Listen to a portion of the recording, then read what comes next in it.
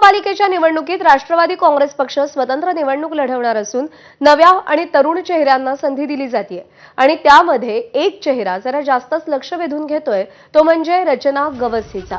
अवघी 21 वर्षांची ही तरुणी कायद्याचं शिक्षण घेतेय आणि मुंबई महापालिकेच्या निवडणुकीत ती तिचं भविष्य आजमावणार आहे।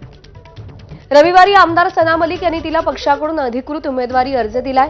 वॉर्ड क्रमांक 143 मधून ती निवडणूक लढवणार असून आपल्याला सर्वसामान्यांच्या समस्या सोडवायचं असल्याचं तिचं म्हणणं आहे।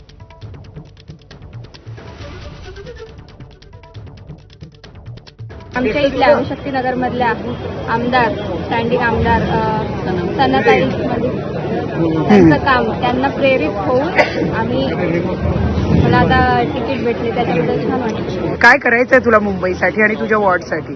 माझ्या वॉर्डचे जे आपले म्हणजे स्थानिक साधे क्वेश्चन असतात, लोकल क्वेश्चन आहेत, जसं की पाणी, कचरा, गटार, नाले, ते सगळे व्यवस्थित करायचे।